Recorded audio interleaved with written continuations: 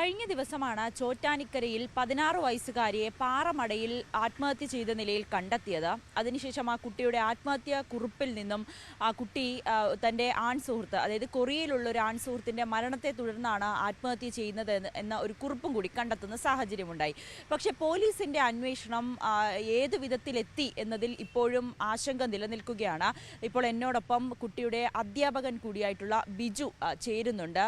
ഈ സാറിനും ചില സംശയങ്ങൾ ഈ കുട്ടിയുടെ ആത്മഹത്യയുമായി ബന്ധപ്പെട്ട് പങ്കുവയ്ക്കാനുണ്ട്. സാർ, അതിൽ ഏറ്റവും പ്രധാനപ്പെട്ട കാര്യം, ഒരു ആൺ സുഹൃത്ത്, അത് കൊറിയയിലുള്ള ഒരു ആൺ സുഹൃത്ത് മരിച്ചു, അതുകൊണ്ടാണ് താൻ ആത്മഹത്യ ചെയ്തതെന്നാണ് കുറിപ്പിലുള്ളത്. അതിൽ എത്രമാത്രം വിശ്വസനീയമാണ്? ഞാനത് വിശ്വസിക്കുന്നില്ല. ഞാനത് ആദ്യത്തെ ദിവസം തന്നെ, ഈ കുട്ടി മരിച്ച 27-ാം തീയതി തന്നെ അത് അങ്ങനെ ഒരാളുണ്ടാവാനുള്ള സാധ്യത വളരെ കുറവായിരിക്കും എന്ന് വിചാരിച്ചിരുന്ന ഒരാളാണ്. ഞാനത് ഞങ്ങളുടെ കൂടെ ഉള്ള സ്റ്റാഫിൻ്റെ അടുത്തൊക്കെ പറയുകയും ചെയ്തിരുന്നു.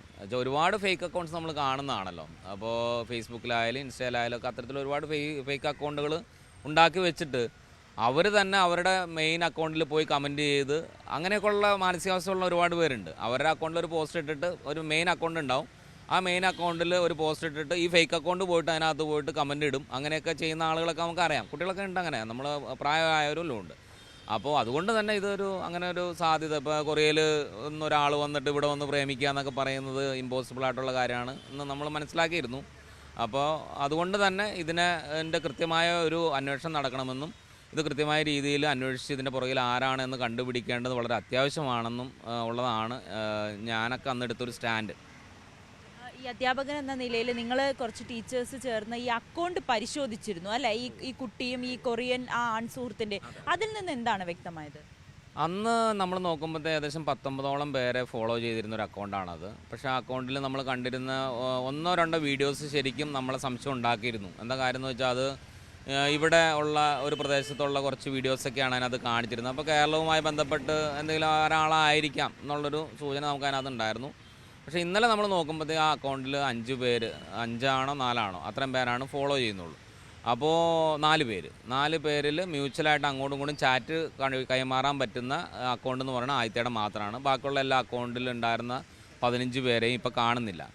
അപ്പോൾ അതാണ് നമുക്ക് കുറച്ച് സങ്കടമാക്കുന്നത്. എന്താ കാര്യം എന്ന് വെച്ചാൽ, ആ 15 പേര് ആരായിരുന്നു? അത് ഏതെങ്കിലും തരത്തിലുള്ള കുട്ടികളാണോ, വേറെ ആരെങ്കിലും ആണോ? അപ്പോൾ ഇയാളുടെ ട്രാപ്പിൽ അങ്ങനെ ആരെങ്കിലും പെട്ടുപോയിട്ടുണ്ടോ? അവർക്ക് ഏതെങ്കിലും തരത്തിലുള്ളൊരു സൈക്കോളജിക്കലായിട്ടുള്ള സപ്പോർട്ട് നമ്മൾ കൊടുക്കേണ്ടതുണ്ടോ, അല്ലെങ്കിൽ നിയമപരമായിട്ട് എന്തെങ്കിലും സപ്പോർട്ട് കൊടുക്കണം, അതൊന്നും നമുക്ക് അറിയില്ല.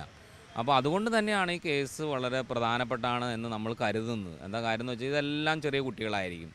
അവർ ഏതെങ്കിലും തരത്തിലൊക്കെ ട്രാപ്പിലായി പോയതായിരിക്കാം. നമുക്കറിയില്ല ഇതെന്താണെന്ന്. അത് കൃത്യമായിട്ട് പോലീസ് അന്വേഷിക്കും, കണ്ടെത്തും. അതിന് കൃത്യമായൊരു നിയമപരമായിട്ട് എന്തെങ്കിലും തരത്തിലുള്ള നടപടികൾ വേണമെങ്കിൽ അത്, അതിനോടൊപ്പം തന്നെ ഏറ്റവും പ്രധാനപ്പെട്ട ബോധവൽക്കരണം എന്ന് പറയുന്നത് അത് തീർച്ചയായിട്ടും കൊടുക്കണം എന്ന് തന്നെയാണ് നമ്മൾ ആഗ്രഹിക്കുന്നതും അഭിപ്രായപ്പെടുന്നതും. ഈ പോലീസിന്റെ ഭാഗത്ത് നിന്നും ഇതുവരെ ഏത് തരത്തിലുള്ള നടപടിയാണ് ഉണ്ടായത്? മൊഴിയെടുക്കൽ അടക്കം നടന്നിരുന്നോ? പോലീസിൻ്റെ ഭാഗത്തു നിന്ന് മൊഴിയെടുക്കൽ നടക്കുന്നുണ്ട്. ഇപ്പോൾ അത് കംപ്ലീറ്റ് ആയിട്ടുണ്ടോ എന്ന് വെച്ചാൽ, ഞങ്ങളുടെ സ്കൂളിൽ 1-2 പേരുടെ കൂടി കാണാനുണ്ടെന്നാണ് ഞാൻ മനസ്സിലാക്കുന്നത്, സ്കൂളിൽ വന്ന കുട്ടികളിൽ നിന്ന്. ബാക്കിയുള്ള കാര്യങ്ങളെന്നുണ്ടെങ്കിൽ പോലീസ് തന്നെയാണ് ക്ലാരിഫൈ ചെയ്യേണ്ടത്. കുട്ടികളുടെ പേരൻസ് അങ്ങനെ അവരുടെ ബന്ധത്തിൽപ്പെട്ട 1-2 കുട്ടികളൊക്കെ ഞാനന്ന് വീട്ടിൽ പോയപ്പോൾ സംസാരിച്ചിരുന്നു. അവരുടെ ബന്ധുക്കളായിട്ടുള്ള സെയിം ഏജിലുള്ള കുട്ടികൾ. അപ്പോൾ അവരുടെ കയ്യിൽ എന്തൊക്കെയോ ചാറ്റുകളോ എന്തൊക്കെയോ ഉണ്ടെന്ന് എനിക്ക് തോന്നുന്നു. അവർ ആ രീതിയിലൊരു സൂചനയാണ് നമുക്ക് നൽകിയത്. അത് പോലീസ് കണ്ടെത്തേണ്ട കാര്യങ്ങളാണ്. അതിനെപ്പറ്റി നമ്മൾ കൂടുതൽ പറഞ്ഞ് ശരിയല്ലല്ലോ. ഒരു കാര്യം കൂടി സാർ, ഈ കുട്ടിയുടെ ആദിത്യയുടെ സുഹൃത്തുക്കൾക്കിടയിൽ ഇതുമായി ബന്ധപ്പെട്ട് എന്തെങ്കിലും ആശയവിനിമയം നടത്തിയിരുന്നു, ഇങ്ങനെ ഒരു ആൺ സുഹൃത്തുണ്ട് എന്നതിനെ പറ്റി? അതിനെപ്പറ്റി ഒരുപാട് ടോക്കുകളൊന്നും ഞങ്ങൾ ഈ സംഭവം നടക്കുന്ന വരെ നമുക്ക് അറിയില്ലായിരുന്നു. അതാണ് സത്യത്തിൽ സംഭവിക്കുന്നത്. ഈ 19-ാം തീയതിയാണ് ഈ കൊറിയൻ സുഹൃത്ത് മരിച്ചു എന്ന് പറയുന്നത്. 20-ാം തീയതി കുട്ടി സ്കൂളിൽ വന്നിരുന്നു. എൻ്റെ ക്ലാസ്സിലിരുന്ന കുട്ടിയാണ്. ഞാൻ അവളോട് ചോദ്യം ചോദിക്കാൻ ഉത്തരം പറയുകയൊക്കെ ചെയ്ത കുട്ടിയാണ്. അപ്പോൾ നമുക്ക് അവളുടെ മുഖത്തു നിന്ന് ഒന്നും അന്ന് കണ്ടെത്താനായില്ല എന്നുള്ളതാണ് സങ്കടകരമായൊരു കാര്യം. എന്തെങ്കിലും നമുക്കൊരു സൂചന കിട്ടിയിരുന്നെങ്കിൽ തീർച്ചയായിട്ടും ഞങ്ങൾ ഇടപെടുമായിരുന്നു. പഴയ പോലെയല്ല സ്കൂളുകളൊക്കെ. തന്നെ സ്കൂളുകളൊക്കെ ഒരുപാട് നമ്മൾ ചായ പിടിക്കാൻ പോകുമ്പോൾ നമ്മളോട് ചായ പിടിക്കാൻ വരുന്ന പിള്ളേരാണ് മിക്കവാറും എല്ലാം. അപ്പോൾ അങ്ങനെയുള്ള കുട്ടികളൊക്കെയാണ് ഞങ്ങളുടെ സ്കൂളിലുള്ളത്. അങ്ങനെയുള്ള ഒരു സാഹചര്യത്തിൽ നിന്ന് ഇങ്ങനെ ഒരു അപകടം ഉണ്ടായി ശരിക്കും പറഞ്ഞാൽ നമ്മളെയും കുറേ ചിന്തിപ്പിക്കുന്നുണ്ട്. നമ്മൾ ഏതൊക്കെ ലെവലിൽ വരെ കുട്ടികളോട് അടുത്ത് വരണം എന്നുള്ളൊരു ചിന്തയും നമ്മുടെ ഉള്ളിൽ ഉണ്ടാക്കുന്നുണ്ടെന്നുള്ളതാണ്.